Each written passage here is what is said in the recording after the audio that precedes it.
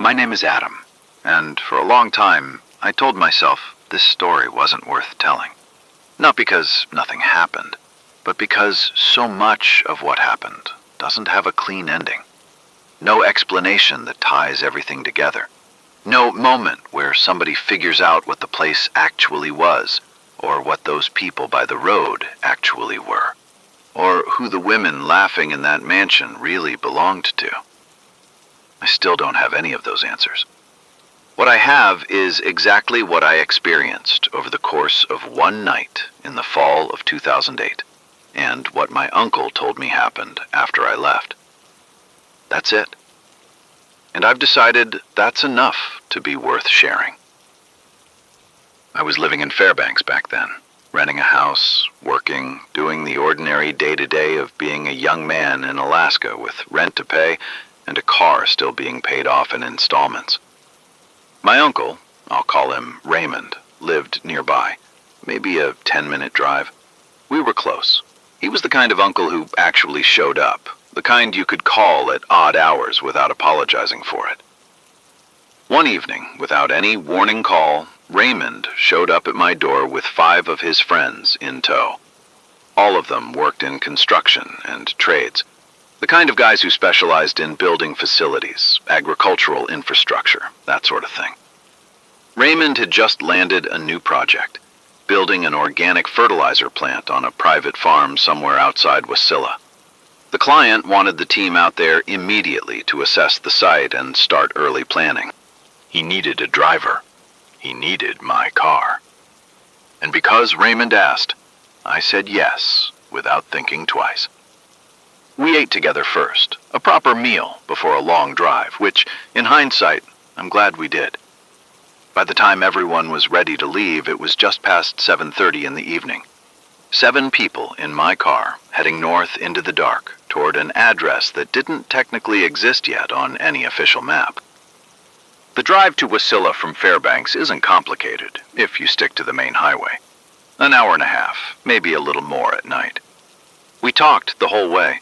Raymond and his guys were in good spirits, the mood of people heading toward work they're actually excited about.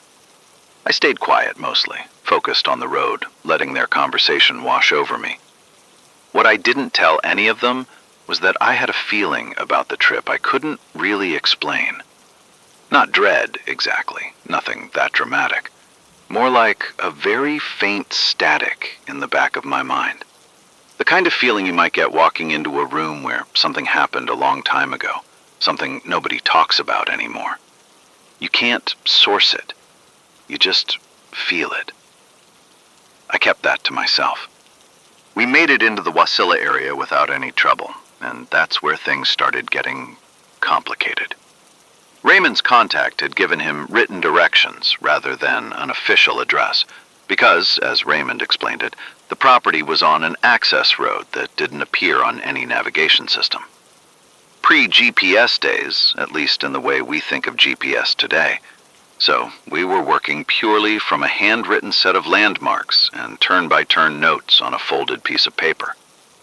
We followed them as best we could, and the road, which had started as a reasonable paved route, gradually transformed as we drove deeper in. First, it narrowed. Then the asphalt gave way to gravel. Then the gravel thinned out into packed dirt, a single track, barely wide enough for my car, with dense tree line pressing in close on both sides. Raymond's friends had gone quiet. Nobody was laughing anymore. We reached a crossroads, a bare, unlighted intersection with no signs and no way to tell which direction was right. No buildings nearby, no signs of anyone. We sat there for a few minutes while Raymond tried to reach his contact by phone. The signal was weak, cutting in and out, but eventually the call connected long enough to sort out the situation. 2 men on a motorcycle would come and meet us and guide us the rest of the way in. We waited maybe 20 minutes at that intersection, long enough that the quiet started to feel less like quiet and more like something specific. Then headlights appeared from one of the dirt roads branching off the junction. An old motorcycle with 2 men on it, neither of whom introduced themselves. They just nodded at us and turned around, and we followed. The road that followed that intersection was unlike anything I'd been on before in Alaska, and I want to be careful here not to dramatize it more than it deserves, because what was strange about it wasn't dramatic exactly. It was quiet, subtle, the kind of wrong that you don't quite identify until later. It was a village, or something arranged like a village. Small structures built close together, running along both sides of the path, the kind of dense, tight-packed settlement you'd expect in a rural community. What I didn't expect was the people. There were quite a few of them, standing along the road at the edges of their properties, in their doorways, on their small porches, all of them watching us. And I mean all of them. There wasn't a single person who wasn't watching. Nobody was going about some errand. Nobody was looking the other way. Every person we passed was standing still, completely silent, facing our car. I told myself it made sense. A car coming down this road was probably a rare enough event that you'd stop what you were doing to look. Fair enough. I could explain that. What I couldn't as easily explain was the color. My car's headlights had always run a little blue. Not the warm yellow of older lights, but a cooler, almost clinical shade that tended to make things look pale in the dark. I knew this. I'd noticed it before on other nighttime drives. But the light it was casting on these people as we passed them, it was something beyond just tinted headlights. Their skin, every person we drove past, looked a bluish white. Not pale the way tired skin looks pale. Pale the way things look pale when the blood has left them. A cold, flat, colorless kind of pale. They didn't speak. They didn't wave. They didn't react to our headlights in the instinctive way people usually do, shielding their eyes or glancing away. They just stood there and watched us pass, completely motionless, completely silent, with those pale, bluish faces, one after another, as far as the path went. The motorcycle ahead of us had pulled far enough forward that I could no longer see its taillight, but the path didn't branch. It was a single, straight track, so I kept going. I didn't say anything to the others about what I was noticing. I think I was afraid that saying it out loud would make it more real. The path eventually opened up into something much larger, a gated entrance, a long driveway choked on both sides with weeds and brush grown tall enough to brush the sides of my car as I drove through. In the beam of the headlights, it looked less like a private road and more like a path being slowly swallowed back into the forest. We crossed a small bridge, narrow enough that I had to inch the car across, feeling the old planks flex slightly under the weight, and emerged into a large, overgrown clearing. The motorcycle was already parked there. The two men were waiting. There was a main structure at the far end of the property, and we could make it out only vaguely in the dark, but even in silhouette, it was clearly a substantial building. A mansion. Not in any decorative, aspirational sense, but in the original practical sense. A large house built for many people and many purposes long before either applied anymore. The two men led us across the field with flashlights, and as we got closer and the house came into full view, I heard Raymond's friend mutter under his breath, "What is this place?" Nobody answered. The caretakers opened the front door, and the smell came out to meet us, damp and cold and ancient. The smell of a house that had been sealed shut for a long time, that had been breathing only its own recycled air for years. We stepped into the main sitting room, and one of the caretakers found the electrical panel and tripped the mains breaker, and the lights came on all at once. Every room, every hallway, every corner flooded with light simultaneously. And the house, illuminated, was remarkable. High ceilings, wide rooms, furniture arranged as if the occupants had simply stepped out for an errand and never come back. Sofas, Reading chairs, a long dining table, bookshelves still stocked. Most of the furniture was draped in white sheets, layered with years of fine dust. On one wall of the main room, a large billiard table sat under its own cover. Paintings hung in frames throughout, landscapes mostly, formal portraits, still lifes, all of them dimmed to near monochrome under their coating of settled dust. There was one painting on the far wall, larger than the others, still sheeted in a white dropcloth. I noticed it immediately, though I couldn't have said exactly why. Something about the proportions of it, the size, the fact that the cloth over it looked slightly different from the others, as if it had been covered deliberately, specifically, rather than draped along with everything else during a general shutdown of the property. I didn't touch it then. Not yet. We cleaned. 2 hours of sweeping and airing and pulling sheets off furniture and opening the tall windows to let the night air through. And by the end of the house, smelled like a house again. Cold and clear. Real air. Wood and old fabric without the overlay of mold and damp. The caretakers helped. Raymond's team helped. I helped. And then, around 10:30, we settled into the main sitting room with instant noodles cooked on a working stove we'd found in the kitchen, and hot tea and coffee, and the particular tired contentment of people who've worked hard at something physical and are about to sleep. The signal in that house was poor. Raymond's phone caught maybe a bar or two at best, and it flickered constantly. So when his phone buzzed, his wife calling, he had to work for the connection, pacing the room, trying different spots, repeatedly losing the signal and redial. I retrieved the phone from his room where he'd left it, and he managed to get through. The conversation was short and fragmented, the way phone calls go when the signal is unreliable. Raymond told his wife we'd arrived, that the place was large, that the project looked feasible, that he'd call properly in the morning. He switched to loudspeaker partway through so he could keep the phone steady on the arm of the sofa, and we could all hear both sides of the conversation. His wife's voice thin and slightly distorted on the small speaker, but clearly audible. And then, her voice changed. She went from tired and relieved to something else entirely. Confused, then sharply accusatory. Raymond kept saying, "Hello, hello," assuming the signal had broken again, but when her voice came back, she wasn't saying hello anymore. She was demanding to know who the women were.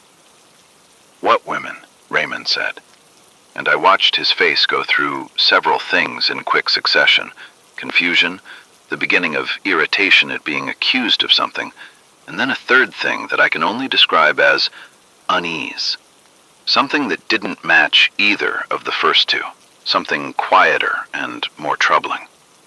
"The women laughing," his wife said. "There are women laughing behind you. I can hear them clearly. It sounds like a party."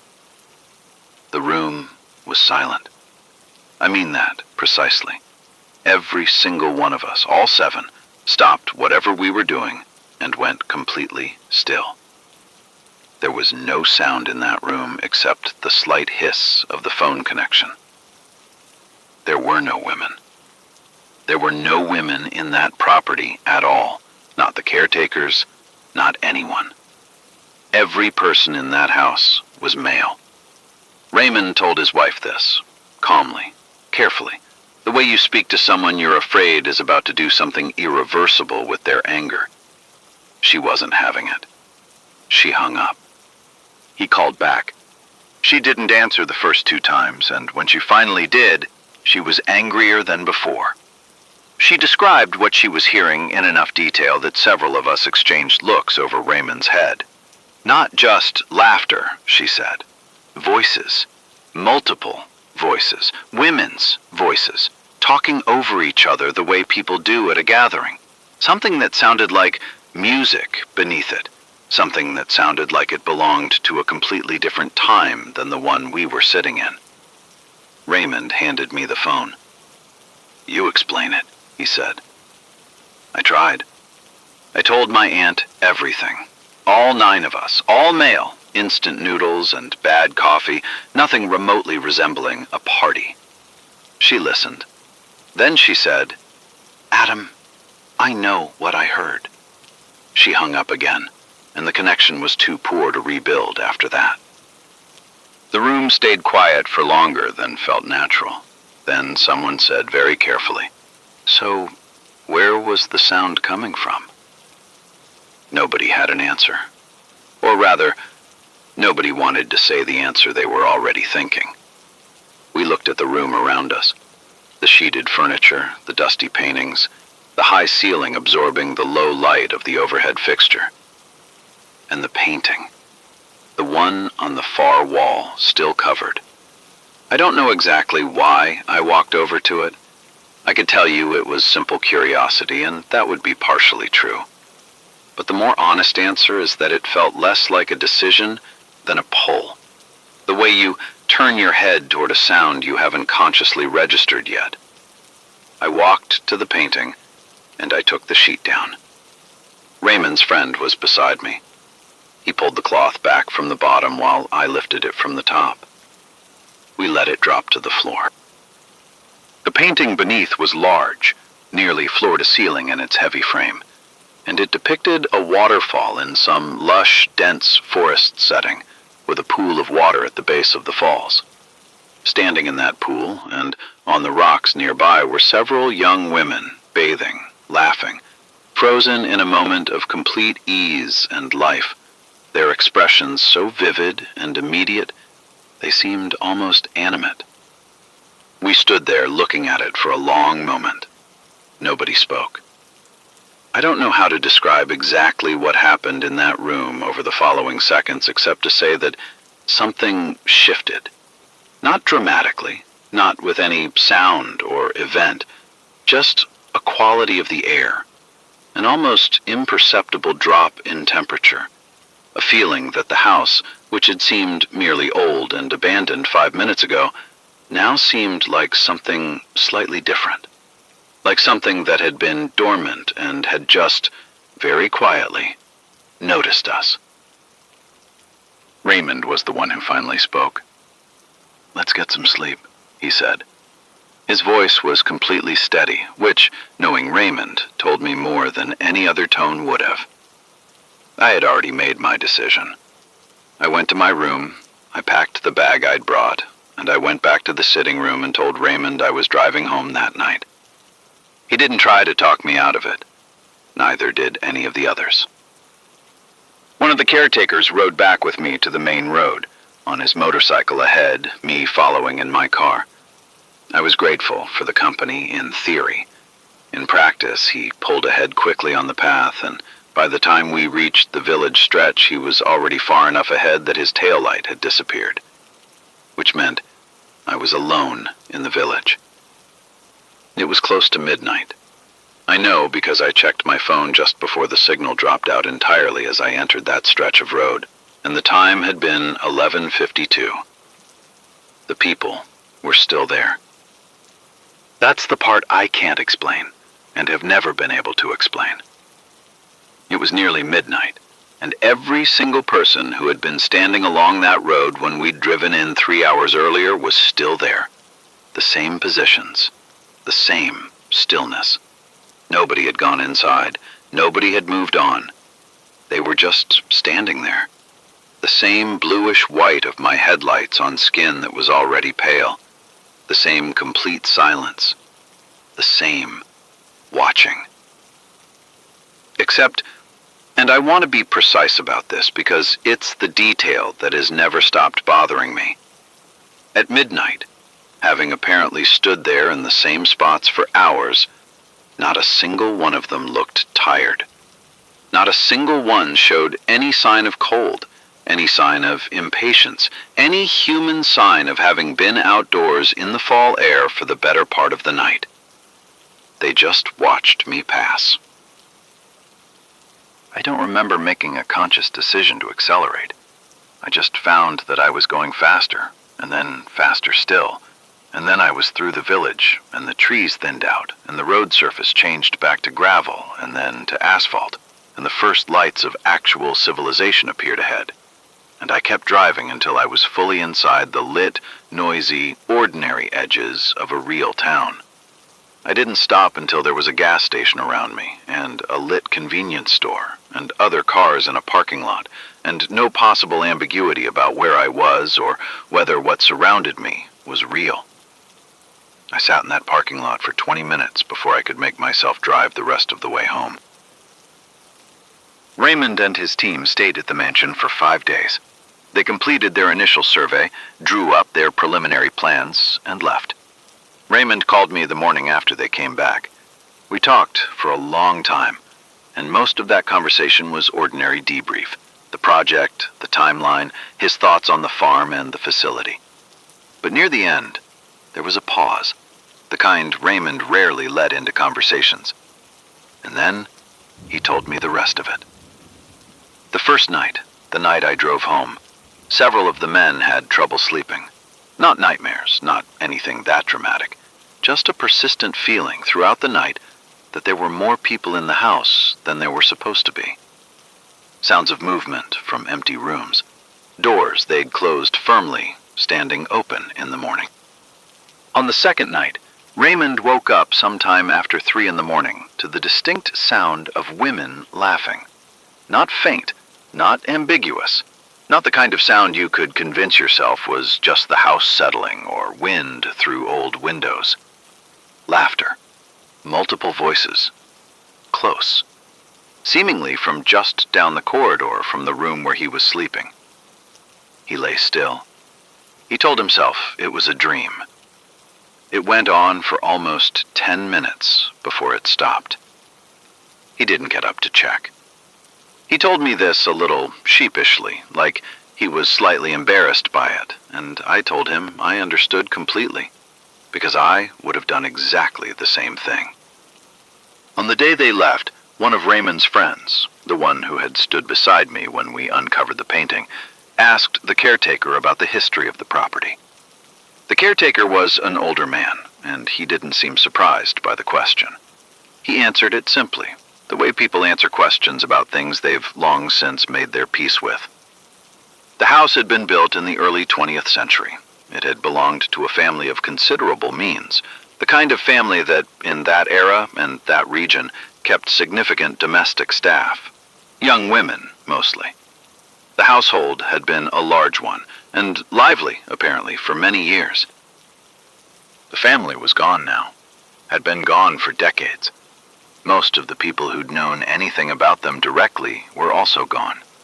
But the caretaker said, and I'm passing this along exactly as Raymond passed it to me, that in all the years he'd tended that property, he had never once spent a night alone there.